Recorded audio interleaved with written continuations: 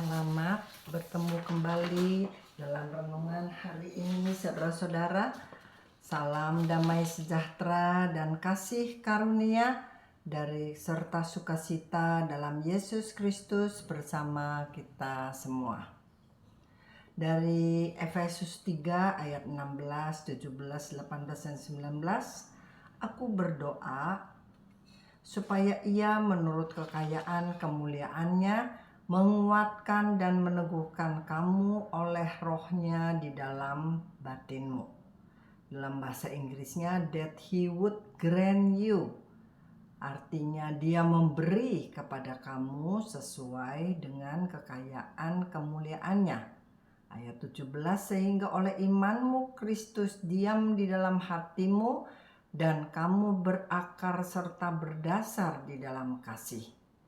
18, aku berdoa supaya kamu bersama-sama dengan segala orang kudus dapat memahami betapa lebarnya, panjangnya, tingginya, dan dalamnya kasih Kristus, dan dapat mengenal kasih itu sekalipun ia melampaui segala pengetahuan. Aku berdoa supaya kamu dipenuhi di dalam seluruh kepenuhan Allah. Saudara, jadi batin atau hati kita berisi apa, saudara-saudara?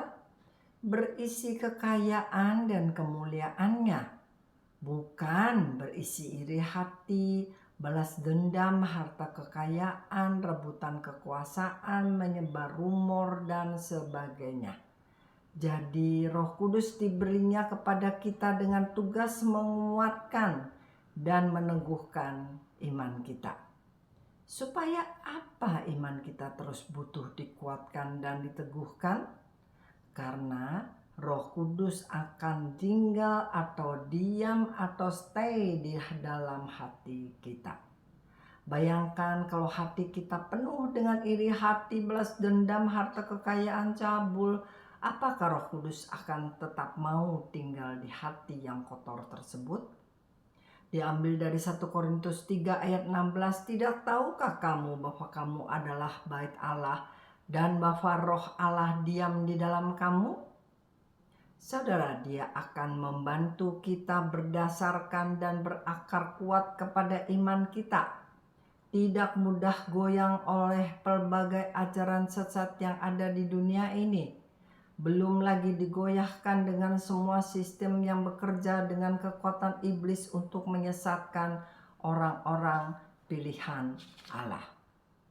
Allah kita atau Elohim menginginkan kita menyembah hanya kepada Dia dan tidak ada hal lain yang kita kasihi atau kagumi atau setia atau taat melebihi Dia, sehingga tanpa disadari kita sudah menyembah Mamon dalam hidup ini. Diambil dari Matius 6 ayat 24, tak seorang pun dapat mengabdi kepada dua tuan, karena jika demikian ia akan membenci yang seorang dan mengasihi yang lain, atau ia akan setia kepada yang seorang dan tidak mengindahkan yang lain. Kamu tidak dapat mengabdi kepada Allah dan kepada Mamon.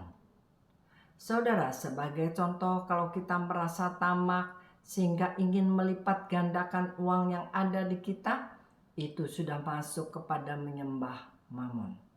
Kalau kita mencintai uang kita, sukacita hidup ini dipengaruhi oleh berapa uang yang kita hasilkan, sedih kalau kurang dalam finance, gembira kalau finance berlebihan, maka kita sudah hidup dimanfaatkan oleh kekayaan. Sudah masuk tipu daya kekayaan dan sudah mempunyai mamon. Tetapi saudara, hiduplah menjadi berkat bagi orang lain. Lebih berbahagia memberi daripada menerima. Dan ingatlah, Yesus adalah gembalaku, tidak akan kekurangan aku. Yesus adalah gembala kita, bukan Mamon yang jadi gembala kita. Jangan menurut dan taat kepada Mamon. Sekian renungan hari ini, sampai bertemu di lain kesempatan.